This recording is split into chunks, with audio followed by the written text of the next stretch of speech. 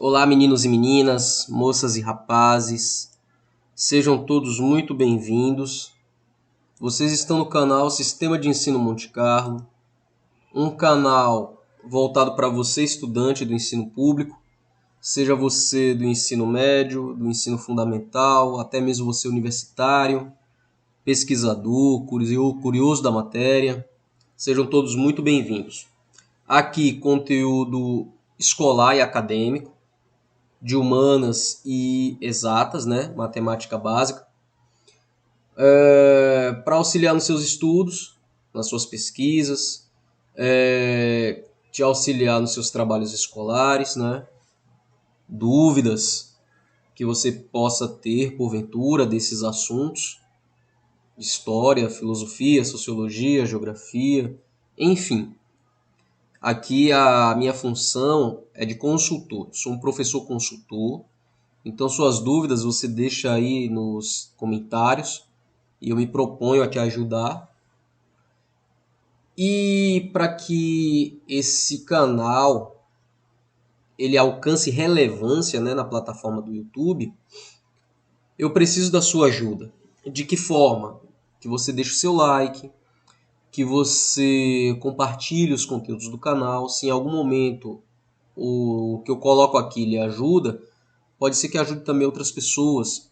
É dessa forma que você me motiva para que eu continue aqui colocando material como esse, te ajudando nos seus estudos, para que você conquiste assim seus objetivos, né?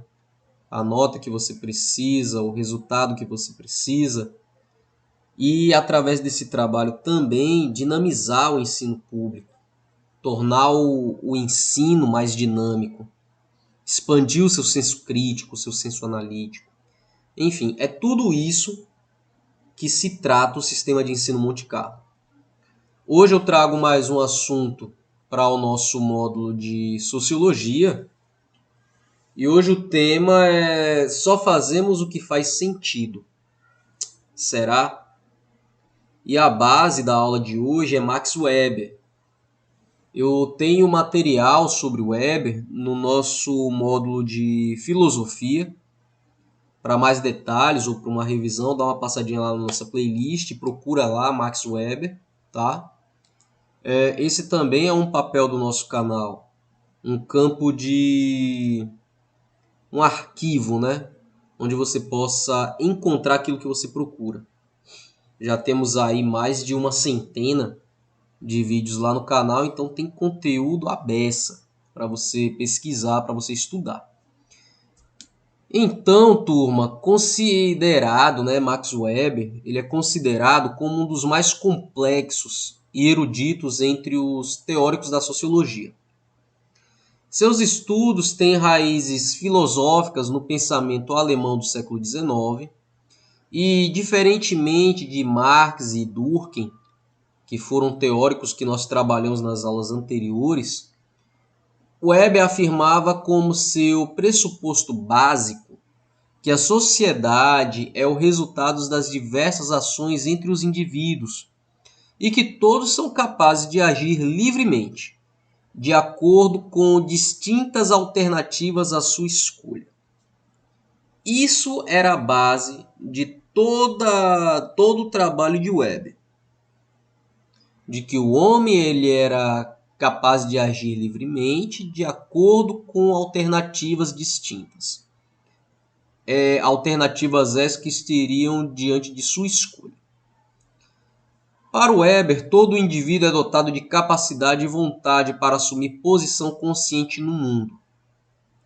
Por outro lado, ele acreditava que, por ser a realidade humana muito diversificada, não era possível compreendê-la em sua totalidade, mas somente as interrelações que existem entre determinados fenômenos.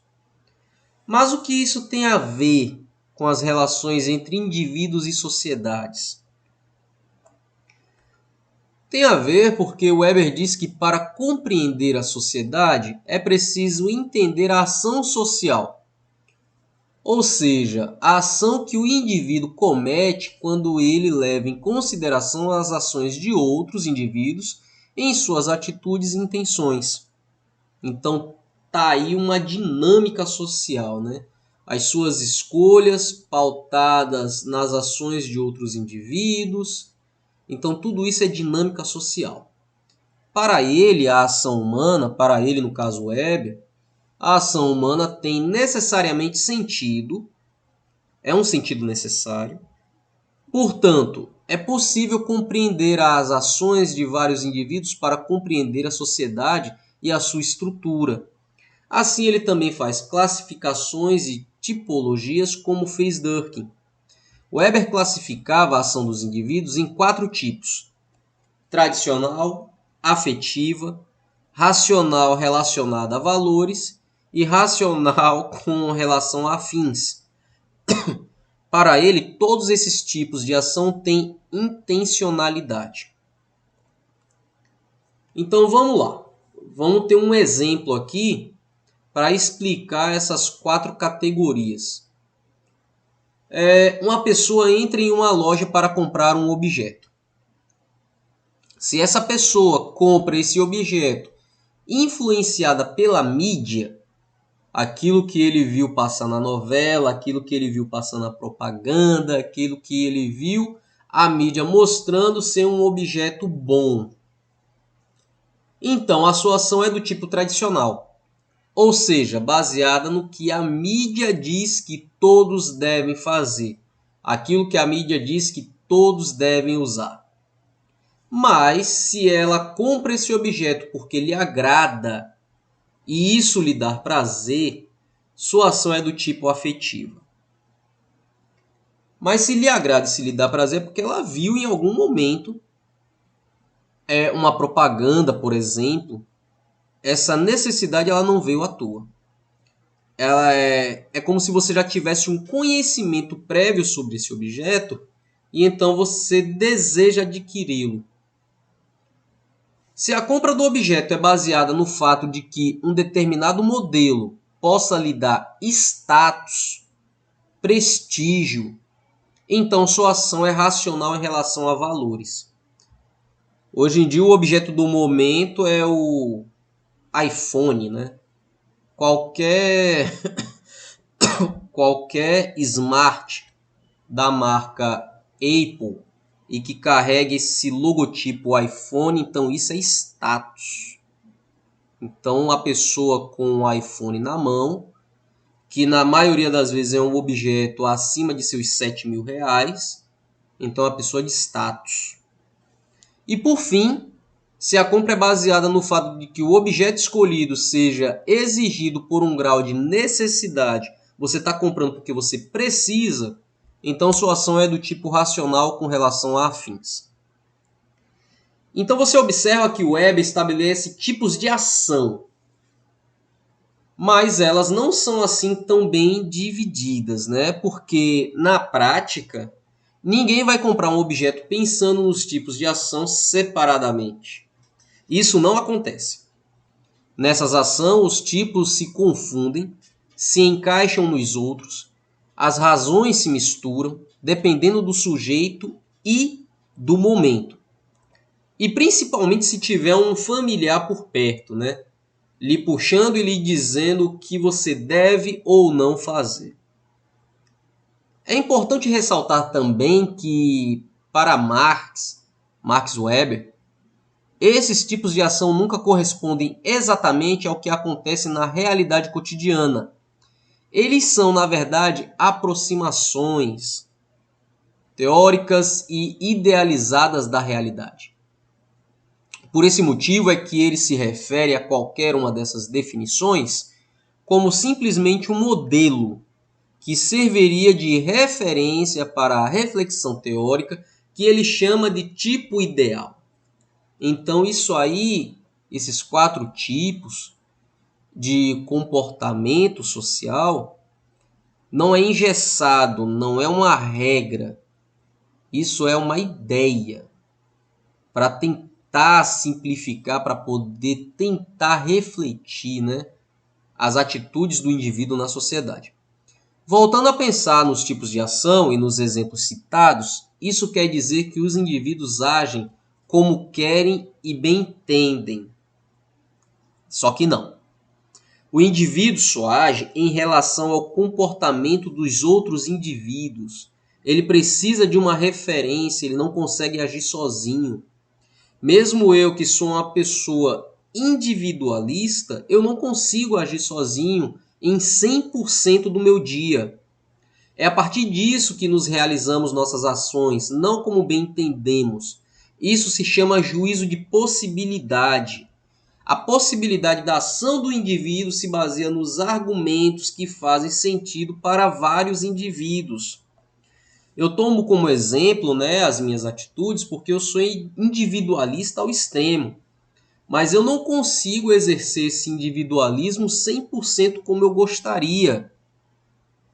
Um exemplo, né, já que a gente tomou o comércio como primeiro exemplo, supondo que hoje eu acordei com vontade de comer um bife de filé especial. Então eu vou no açougue querendo comprar um filé especial. Esse é o açougue mais próximo da minha casa, é cômodo. Só que lá eu não tenho o bife especial, porque o encarregado de compra do estabelecimento ele não repôs o estoque de carne dele. E eu não quero me deslocar para um estabelecimento mais longe só para satisfazer a minha vontade. Então eu vou comprar a carne que tiver disponível lá para venda. Então, mesmo eu sendo individualista, eu dependo da ação de outras pessoas para tentar realizar aquilo que eu quero. Daí o Weber diz que na sociedade há uma condensação de expectativas recíprocas. São as regras, são as regras e a ordem social que acontecem quando os indivíduos aceitam as normas como se fossem naturais. Acabou a carne que eu iria comprar, entre aspas, foi uma ordem natural, mas também eu posso dizer que foi incompetência do encarregado de compra do estabelecimento. Não foi culpa minha, mas aconteceu. E quando as normas se tornam naturais, criam-se as ações esperadas de todos os indivíduos e grupos numa determinada sociedade. Decorrem, enfim, as leis, as instituições, o Estado e a sociedade em geral. Tudo isso que eu falei, os acontecimentos naturais, né, do cotidiano, isso vai ocorrer em todas as esferas da sociedade. Para o Weber, compreender as relações entre indivíduos e sociedade é compreender os sentidos e significados das ações dos indivíduos, os pontos de vista dos sujeitos e as interações entre eles, assim como o significado dessas interações. Então, se tudo tem que fazer sentido, imagine a vida de um cão no meio da sociedade. Imagine a situação onde um ser, né, completamente nu em uma sala cheia de pessoas que falam língua que o animal não entende, né, mas ele depende das pessoas ali ao seu redor. Mesmo por vezes sendo ignorado, sendo não compreendido, o cão também não entende, ele vive por instinto, mas ele depende daqueles indivíduos para que ele possa sobreviver. Então é mais ou menos isso que o Weber quer dizer, que a vida em sociedade você não consegue, na sua totalidade, dar um ponto de início e um ponto de fim nela dentro de tudo aquilo que você planejou para o dia. Da mesma forma que um cão, ele não consegue tudo o que ele quer, mas ele tenta. Ele tenta se socializar num ambiente completamente hostil e incomunicável ao qual ele convive. Além dessa teoria, essa teoria sociológica, né, acerca das ações do indivíduo, Marx também escreveu sobre vários outros assuntos. Então, as esferas de abrangência das teorias de Weber chegaram, né, a tais assuntos como fenômenos da burocracia, o capitalismo, a origem da sociedade, religião, Estado, organização estadual, o poder e os tipos de dominação. Então, tudo isso faz parte da área de estudo de Weber dentro da sociologia. Ao longo de nossa vida, de forma direta ou indireta, perceptível ou não, os pensamentos de Max Weber, Karl Marx, Emile Durkheim, os conceitos e teorias sociológicas que têm influenciado por longos anos o pensamento social, com reflexos em diversas áreas do conhecimento acadêmico, como história, direito e administração, fornece assim diversas pistas para interpretar alguns fenômenos importantes da nossa época. Mesmo sendo intelectuais do século XX, os seus estudos, as suas teorias, elas se transportam até o século XXI, ao qual a gente vive, e a gente convive com essas teorias de forma direta ou indireta, de forma perceptível ou não. A gente sempre vai tropeçar, né, nas teorias de Weber, nas teorias de Marx, nas teorias de Durkheim. Então, conhecer esses filósofos facilitar o seu convívio em sociedade. Turma, essa foi a nossa videoaula de hoje. Dúvidas você pode deixar aí nos seus comentários, eu ajudo a solucioná-las. Não esquece de deixar o seu like, não esquece de se tornar inscrito, de compartilhar, de fortalecer aqui o trabalho do professor. Fiquem todos bem, até uma próxima. Nunca se esqueçam, jamais se esqueçam de que conhecimento é poder.